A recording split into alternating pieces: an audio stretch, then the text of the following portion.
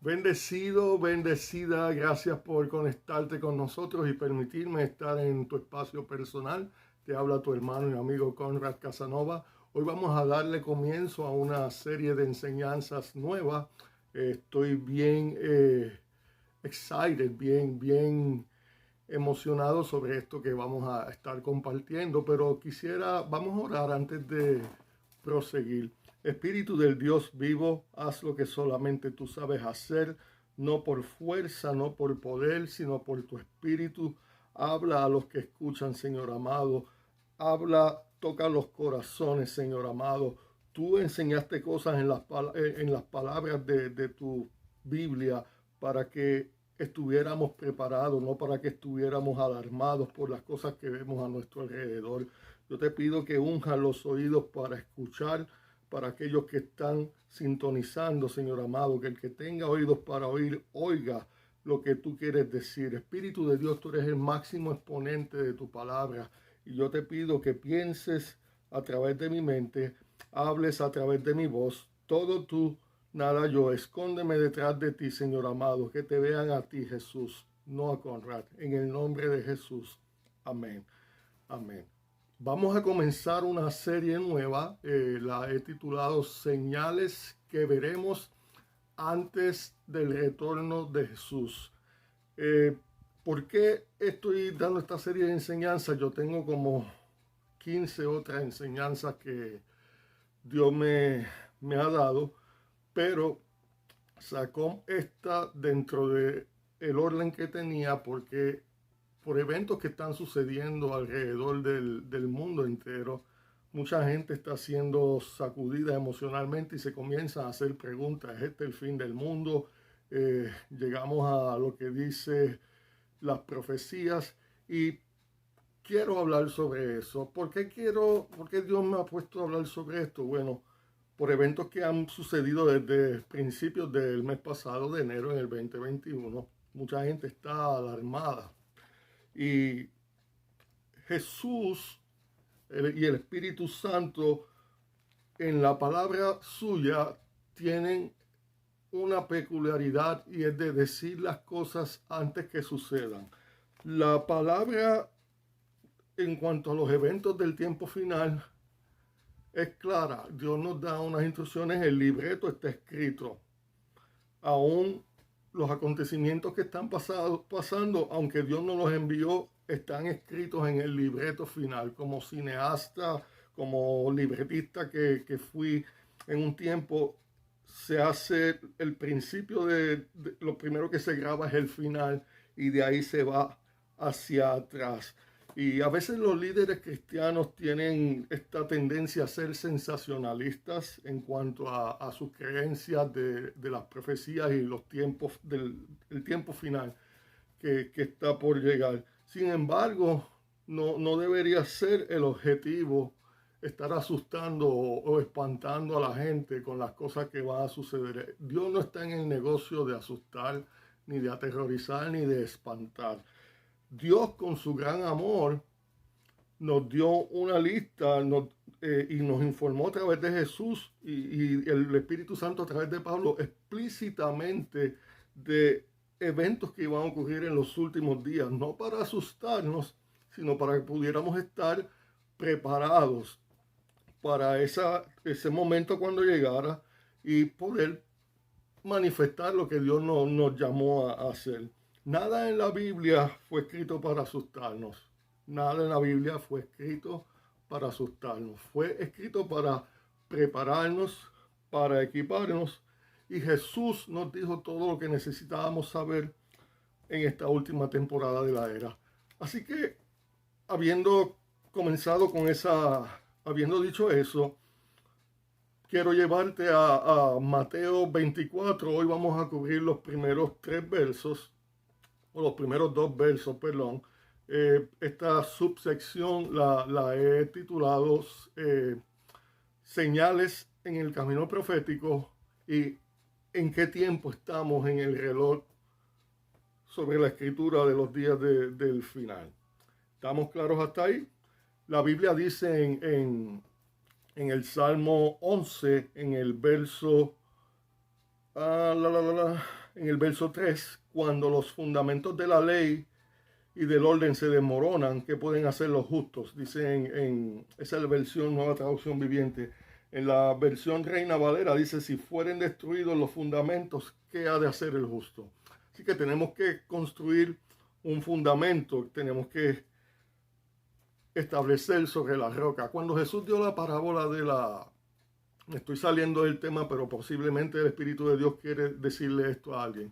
Cuando Jesús dio la parábola de un hombre construyó una casa sobre la roca y otro hombre construyó una casa sobre la arena, el mismo viento y el mismo ímpetu de los ríos y las aguas chocaron contra ambas casas. Jesús nunca dijo que podíamos evitar los vientos ni que podíamos evitar el ímpetu del ataque del agua. De hecho, una de las razones por las que al crear un edificio o una construcción, el fundamento se hace y después de un tiempo hay que dejarlo a que asiente bien. La construcción se detiene hasta que ese proceso no ocurra y se solidifique. ¿Por qué? Porque las fuerzas del agua no solamente son externas de afuera, viniendo por la superficie. Hay aguas que son subterráneas.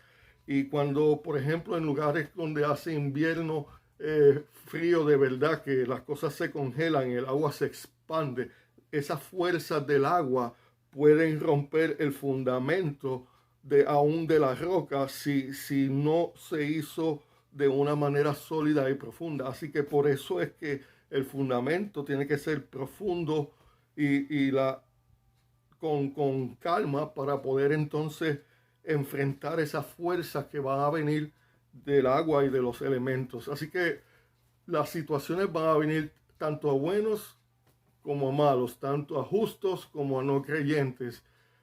La roca, el fundamento en el que tú estés, lo que va a establecer la diferencia. Cuando tú estableces una casa basada en la roca, en la palabra de Dios, en las cosas que Dios te enseña y vives por la dirección del Espíritu Santo, vives por los frutos del Espíritu. Las personas cuando empiezan a ver cosas afuera, como las que van a empezar a verse ahora más y más a menudo, empiezan a alarmarse, empiezan a asustarse, a aterrorizarse, pierden la esperanza, pierden el norte. Pero si ellos ven, si tú como justo, tú que caminas con Dios, tú que llevas la presencia de Dios en ti, tú que tienes una relación íntima con Dios, si los de afuera ven que nada de lo que está afuera te está moviendo a ti, eso les indica a ellos, esa casa que tú hiciste sobre la roca tiene un techo. El techo es algo que nos cubre de los elementos y nos da protección sobre nuestras cabezas de los elementos externos. Así que no estás construyendo solamente un techo espiritual para proteger a tu familia, sino que por causa de que estás estableciendo eso, van a venir personas de afuera y el techo espiritual tuyo va a servir de refugio, va a darle esperanza, va a sanar a los que están quebrantados de corazón, a los que no tienen a dónde ir y no saben por qué está pasando la locura que está pasando. A veces la gente me pregunta, oye, Conrad, con todo lo que está pasando, ¿cómo tú puedes estar tan tranquilo? Porque conozco la Biblia, porque Jesús nos dio el libreto y dijo lo que iba a suceder. Y cuando alguien me pregunta, no te preocupes, Jesús dijo que eso iba a pasar. Así que si Él lo dijo y Él está conmigo, todo va a estar bien. La Biblia dice en el Salmo 112, en el verso 7, que el justo no tendrá temor de malas noticias porque su corazón está firme, confiado en el Señor.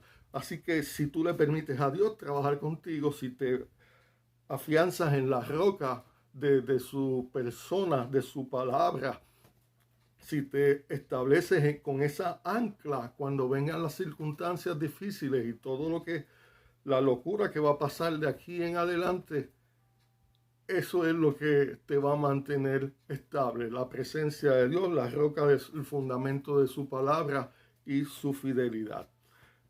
En Mateo 24, que es el verso que les voy a hablar, comienza que Jesús está caminando dicen en la Nueva Traducción Viviente, cuando Jesús salía del terreno del templo, sus discípulos le señalaron los diversos edificios del templo, pero él les respondió, ¿ven todos estos edificios?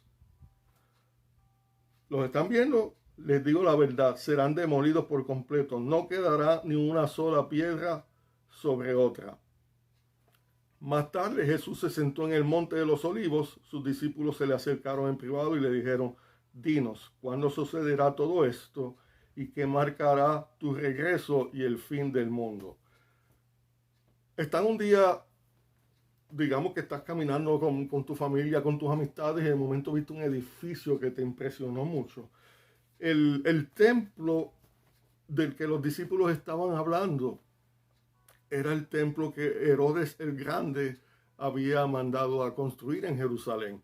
Herodes el Grande tenía la peculiaridad de que todo lo hacía con excelencia, aunque era una persona perversa y inmoral, pero en cuanto a arquitectura, era una persona con un gusto ornamental exquisito, y el templo que hizo era impresionante, aunque no se comparaba con el que originalmente hizo Salomón, pero la arquitectura que hizo fue muy elegante.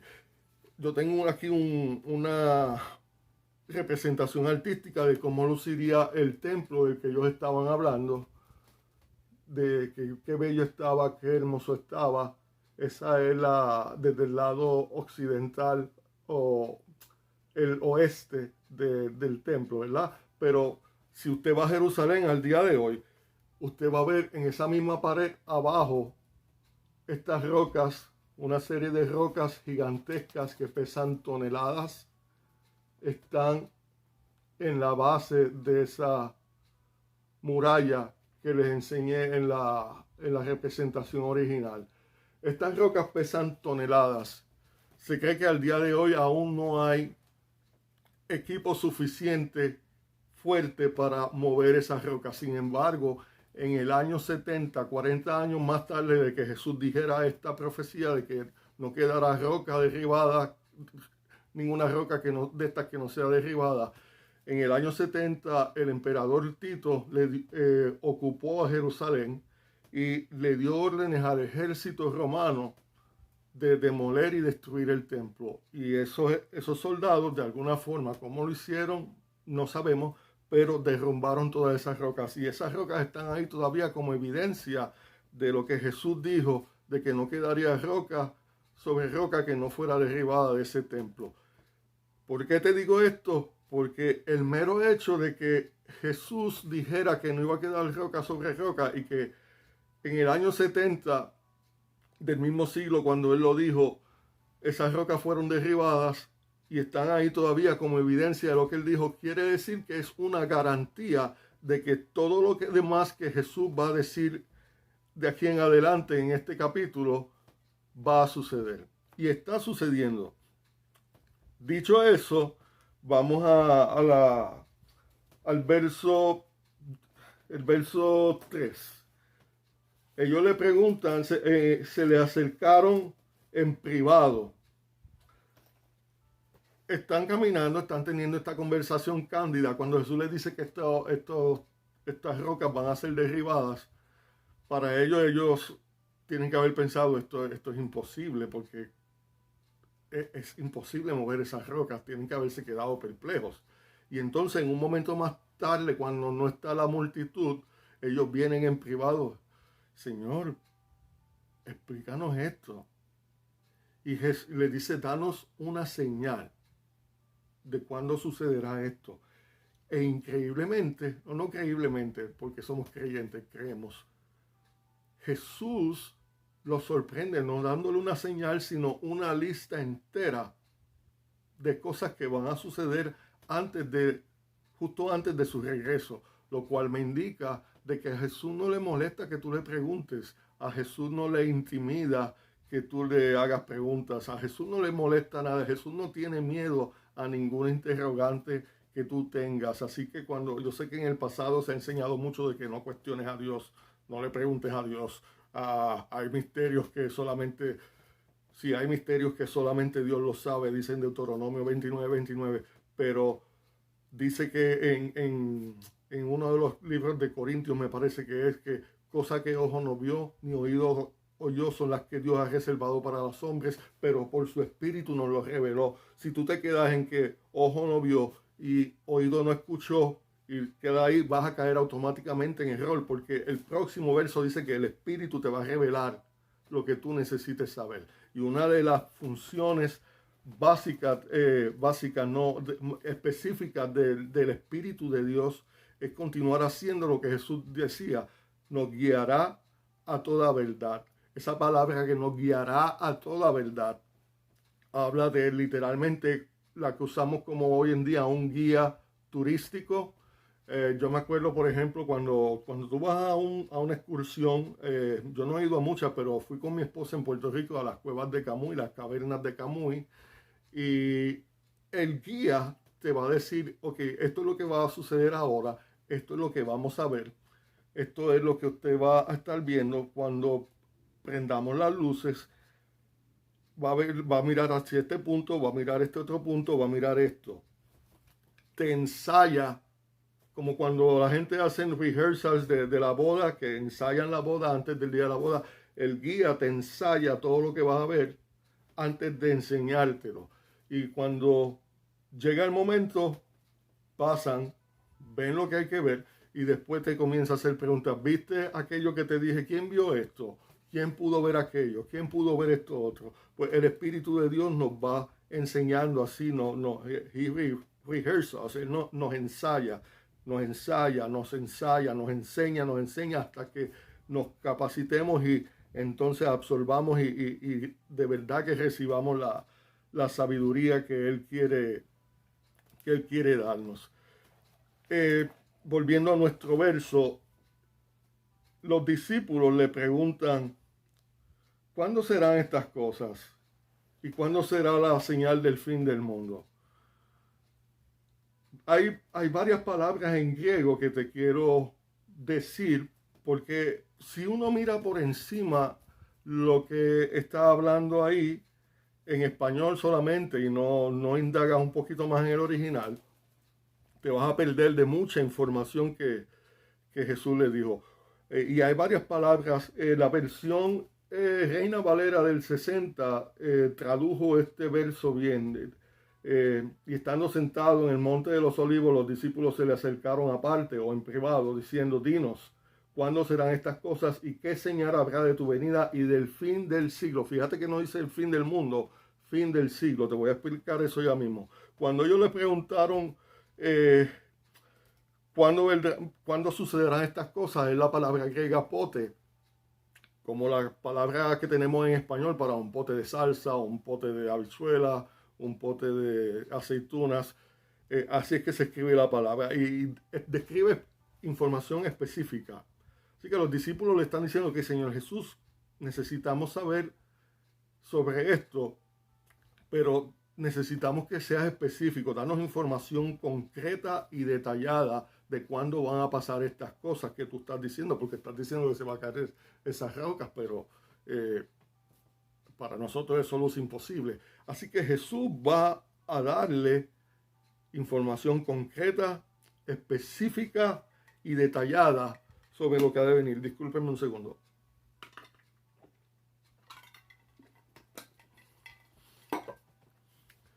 La segunda pregunta, la segunda parte de la pregunta dice, ¿qué o cuál será la señal?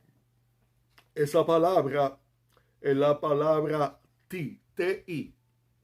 Y está diciendo, danos el más mínimo, minúsculo detalle. Sé minucioso, sé detallista. Por favor, dilo explícitamente, hasta el más mínimo detalle, cuál será la señal de tu retorno, de tu regreso. La palabra, ¿cuál será la señal? La palabra señal es la palabra griega Simeon, S-E-M-E-I-O-N, y se pronuncia como Simeón, pero se escribe diferente en griego. De hecho, ¿por qué la gente le pone ciertos nombres a los hijos, verdad? En español, Simeón, Ptolomeo,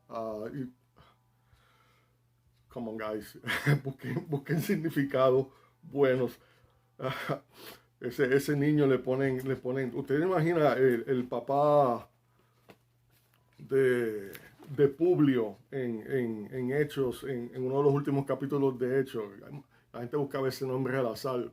Y, ok, déjame ponerle ese nombre Publio al bebé que voy a tener. Nace el bebé y no consideran que ese niño va a pasar por la escuela y que durante todos esos años lo van a estar gufiando, lo van a estar embromando, haciéndole bullying por el nombre.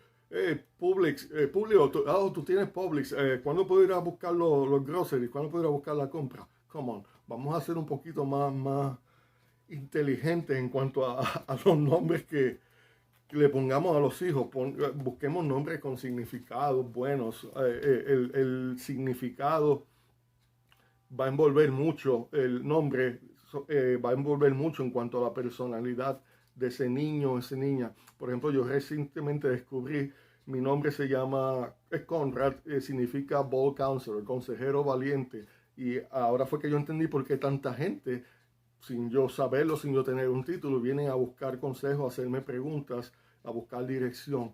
Y ahora que hace sentido que por causa del nombre que me pusieron mis padres, tiene cierta inclinación para que las personas vean algo en mí. Obviamente al final del día es Dios, pero tenga mucha cautela con el nombre que le pone a su hijo. Eso era para alguien, eso no estaba aquí en el libreto. Esta señal a Simeon describe un marcador o una señal para alertar al viajero de donde está en el camino.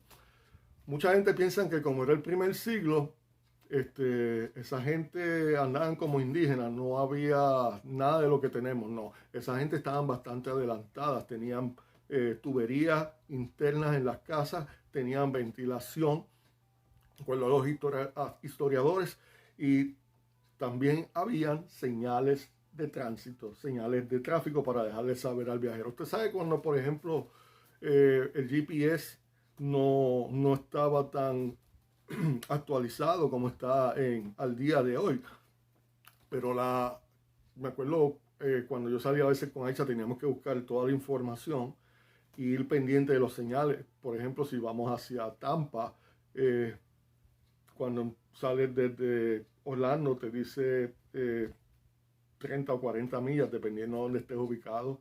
Cuando te estás acercando más, va cambiando el sign, la señal de tráfico, te dice estás a 20 millas. Cuando estás a 5 millas, te tira otra señal y se divide hacia varias áreas. Cuando llegas a la ciudad, te dice Welcome to the city, bienvenidos a tal ciudad. Y ya tú sabes que no estás de camino, ya entraste literalmente a esa ciudad. Las señales que Jesús nos está dando aquí son como una serie de marcadores para dejarnos saber en el camino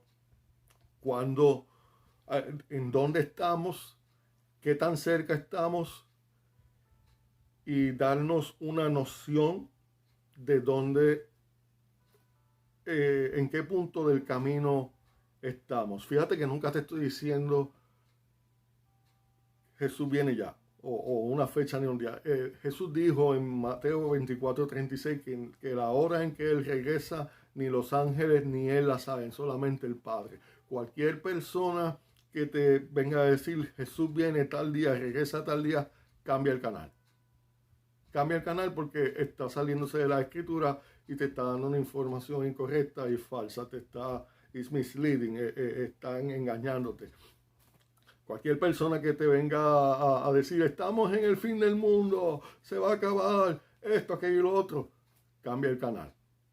Jesús no dio profecías del futuro para asustarte, sino para prepararte, como te dije al principio. La gente siempre ha tenido deseos de saber sobre el futuro. El niño cuando es pequeño quisiera ser adolescente. El adolescente se pregunta cómo será ser adulto. El adulto se pregunta cómo será tener hijos. El que tiene hijos se pregunta cómo me preparo para los años de vejez. Y el que está en la vejez está pensando en la eternidad porque ya sabe que el tiempo que le queda es más limitado. Así que la gente siempre ha tenido deseos de saber sobre el futuro. Lo vemos en películas como hace muchos años atrás, la de Bruce Willis, Armageddon. Ahora hubo una en el 2012 que me parece que era basada en las profecías de Nostradamus, que el mundo se iba a acabar en el 2012. Todavía estamos aquí y las profecías de Jesús sí se han ido cumpliendo. Este año ahora acaban de hacer una con Gerard Butler que se llama Greenland. Y todas estas películas hacen especulaciones de lo que piensan que va a ser el fin del mundo. Envuelven asteroides, catástrofes masivas. Pero Jesús nos dijo, hey, presten atención. Y van a darse cuenta en la próxima enseñanza que dé, el próximo video. Hay una de las señales, la primera señal que Jesús da es la que más la gente se le escapa, porque no dice algo explosivo como un terremoto o una guerra. Pero vamos, los dejo ahí en incógnito hasta la semana que viene.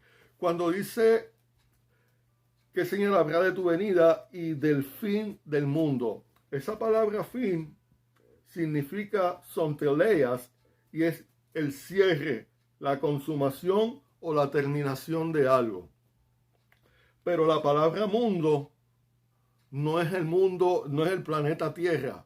Cualquiera que te diga, mira, el mundo se va a acabar, cambia el canal. El mundo físico no se va a acabar. Va a ser transformado, va a ser purificado por fuego, como dicen en 1 o 2 de Pedro 3, va a cambiar. Va a ser remodelado por fuego, va a ser purificado. Pero el mundo físico no se va a acabar. ¿Por qué te puedo decir esto con tanta certeza? Porque las palabras que Jesús usó en griego no fue la palabra cosmos, que significa al mundo físico, ni tampoco fue la palabra geis, que es la que literalmente habla del planeta Tierra. La palabra que Jesús usó es la palabra aionos o eones. Es la palabra que significa eras. Esta será la señal antes de que termine, antes de que culmine esta era. Y la versión Reina Valera es una de las pocas que la tradujo correctamente. ¿Qué señal habrá de tu venida y del fin del siglo? En la versión Reina Valera 2019, la Biblia Reina Valera actualizada dice cuál será la señal del final de esta época. ¿Qué sucede? Están teniendo, volvemos a la conversación, le piden esta señal a Jesús y Jesús le dijo, no solamente les voy a dar una, les voy a dar bastantes señales. Y entre las señales que vamos a estudiar, usted puede buscar las referencias y verlas por usted mismo en Mateo 24, del verso 4 al 14, en Marcos 13, del verso 5 al 13, y en Lucas 21, en los versos 8 al 19. Entre las cosas que vamos a cubrir, yo vislumbro que esta serie dure 7 o 8 episodios. Si los puedo condensar más, los condensamos. Pero varias de las cosas que Dios dijo que iban a suceder. Número 1, engaño rampante a nivel mundial, en Mateo 24:4. Engaño en la iglesia, Mateo 24:5. Guerras, Mateo 24:6. Rumores de guerras, Mateo 24:6. Conmociones o tumultos, Lucas 21:9. Terrorismo extenso, Lucas 21:9. Sistemas políticos en guerra, Mateo 24:7. No es eso algo que hemos visto recientemente con más frecuencia. Los sistemas políticos, los políticos como un partido al otro, no solamente se están atacando, están tratando de decimarse, de extinguir literalmente, aniquilarse el uno al otro. Es una cosa que es ridículo. Vamos a ver, y eso él lo profetizó en Mateo 24:7. En Mateo 24:7 también habla del choque de culturas. Habla de los conflictos étnicos o raciales, Mateo 24:7. Habla de hablaremos de hambrunas o escasez, profetizado en Mateo 24:7. También Jesús profetizó sobre inestabilidad económica en Mateo 24:7. Habló sobre pestilencias o epidemias en Mateo 24:7. Todo esto Jesús lo dijo antes de que viniera el COVID-19 en el 2019. El surgimiento y la aparición de enfermedades desconocidas en Mateo 24:7, gran actividad sísmica, Mateo 24:7, persecución extensa generalizada, Mateo 24:9, procesamiento legal de los cristianos, Mateo 24:9, encarcelamiento de creyentes, Mateo 24:9, aparición de falsos profetas, Mateo 24:11, el amor de muchos enfriándose, en Mateo 24:12, vistas espantosas o aterradoras en Lucas 21:11, señales de los cielos en Lucas 21:11 y predicación del evangelio a nivel mundial, Mateo 24:14. Esas son las señales que vamos a estar cubriendo a partir de la semana próxima. Pero hoy, como les dije, quería hablarles cuáles serán las señales y dónde estamos en el reloj profético de Dios. Ya les dije que el Espíritu Santo es nuestra guía. Dice en Juan 16:13 que el Espíritu de Dios es el Espíritu de verdad. Nos guiará a toda verdad, no hablará de sí mismo, sino lo que escuche, eso nos hablará y nos mostrará las cosas por venir. Cuando Jesús dice esto en Juan 16:13, la palabra que dice guiará denota un guía en el camino, una persona que te dirige durante una excursión. Me adelanté y se los compartí al principio. Y cuando dice anunciará o le mostrará, la palabra que le dije, anangelo, que les hará claro, les mostrará claro y vividamente, ensayará cosas por venir, les dirá una y otra vez hasta que lo comprendas. En Mateo 24:8, esto es donde estamos ahora. Dice, y todo esto será principio de dolores. Esa palabra dolores es la palabra Odin, O-O-D-I-N, no Odin, el papá de Thor.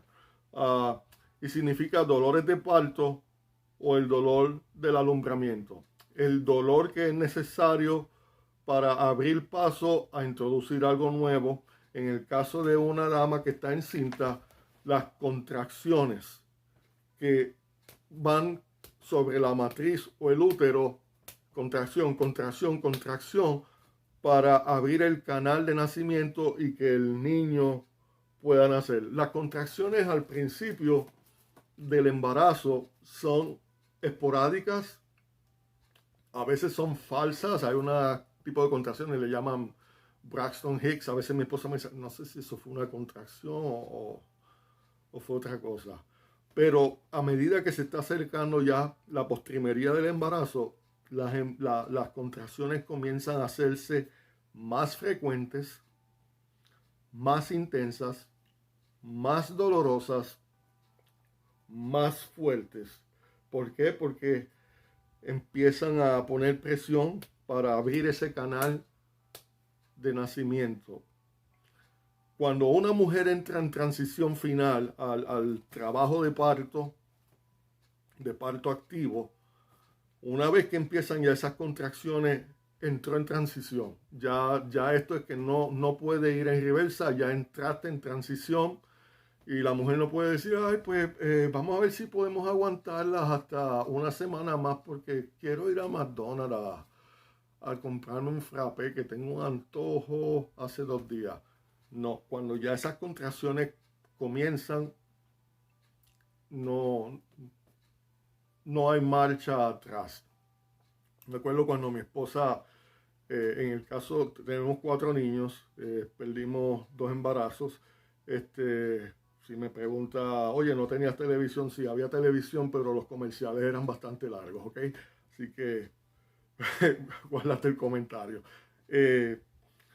El primer embarazo de mi hija, cuando ya cogimos las clases de parto, nos certificamos y todo eso. No era parto sin dolor, era parto sin temor, porque el dolor va a estar simplemente para que tuvieras conocimiento de que ibas a enfrentar y no tuvieras temor al proceso cuando llegara la hora del alumbramiento. Así que mi esposa estaba ya en las últimas semanas. Yo estaba tratando de dejar todo adelantado en mi trabajo porque ya sabía que todo iba en algún momento a empezar a correr. Y mi esposo y yo siempre nos habíamos puesto de acuerdo que fueran embarazos sin complicaciones y rápidos. Y cada uno de mis hijos, cuando ella se fue de parto activo, en menos de 3 horas, ella siempre dio a luz. De que llegamos al hospital a que dio a luz, menos de 3 horas, no más de 4 horas. Dilataba y ya estaba listo para nacer el niño.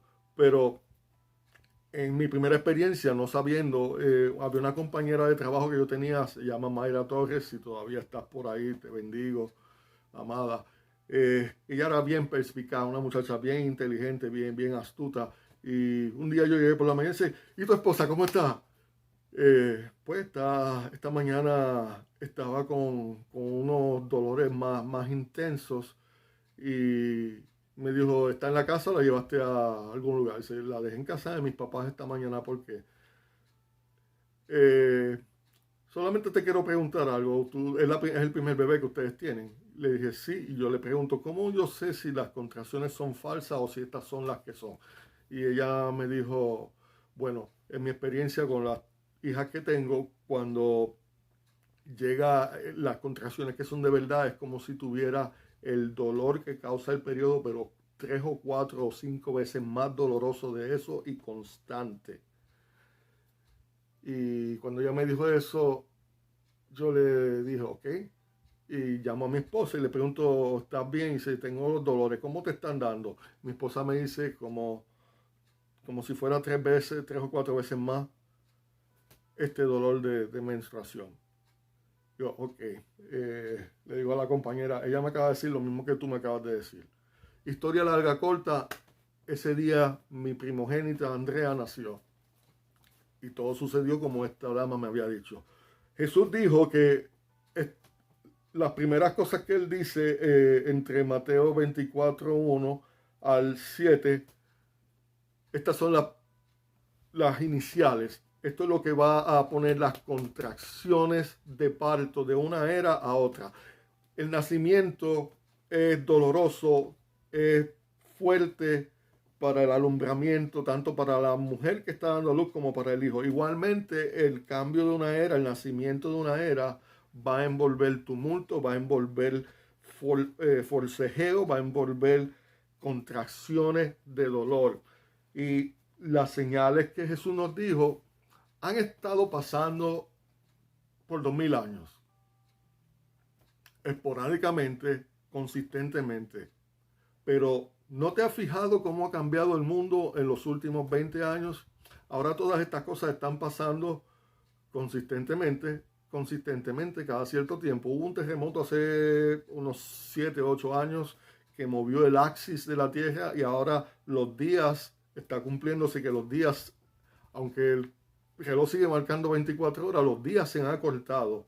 Y los científicos dijeron que por causa de ese terremoto que movió el axis de la Tierra, los días se van acortando. Sin saberlo, confirmaron lo que dice la palabra, que los días serían acortados. Así que estamos viendo toda esta serie de eventos, toda esta serie de situaciones que están sucediendo, es contracciones, están entrando en las contracciones finales de la era.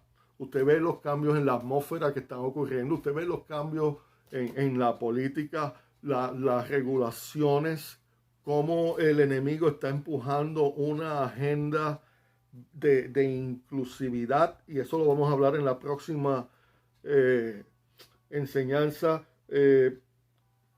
Convulsiones políticas, cómo se están tratando los políticos, acontecimientos que son inconcebibles a la gente humana y están sucediendo a gran escala en la sociedad.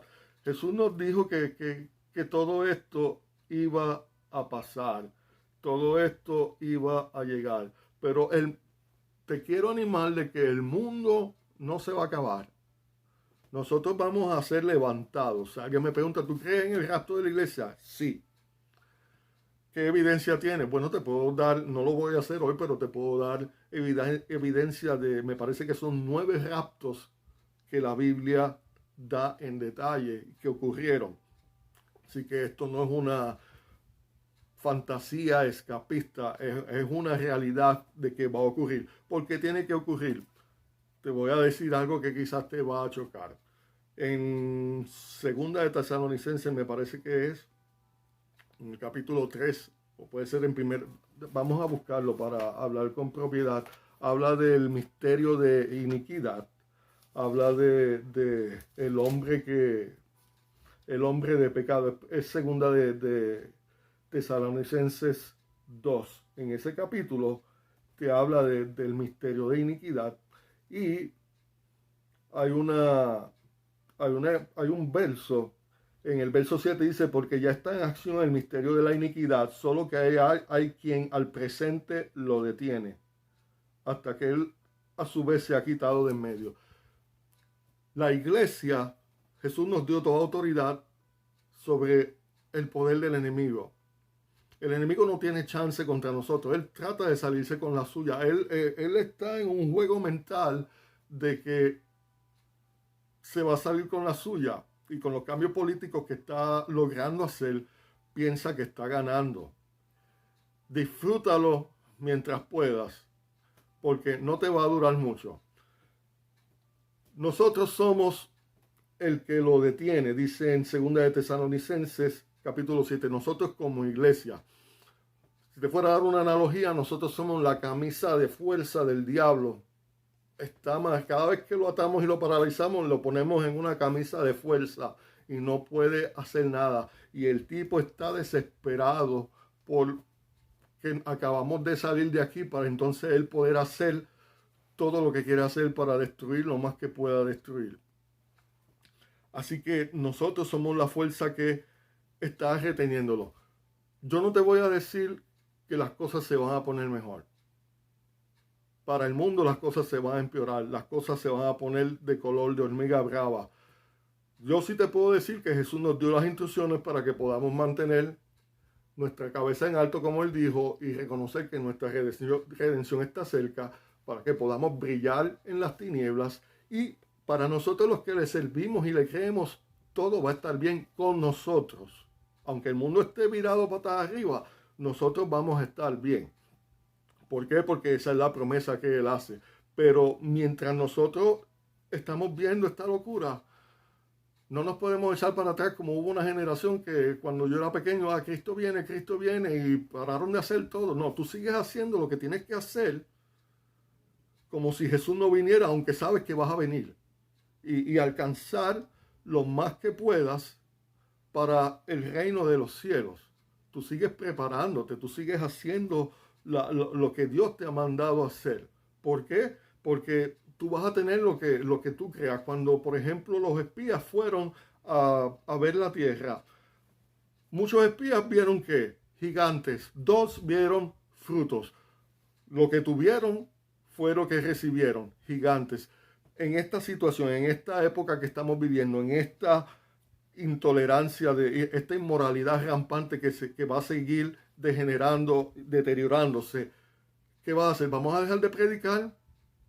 ¿Vamos a dejar de enseñar la palabra? ¿Vamos a dejar de alcanzar gente porque pues todo está perdido? No, nosotros somos victoriosos, somos los ganadores, somos los que vencemos, somos la camisa de fuerza del enemigo.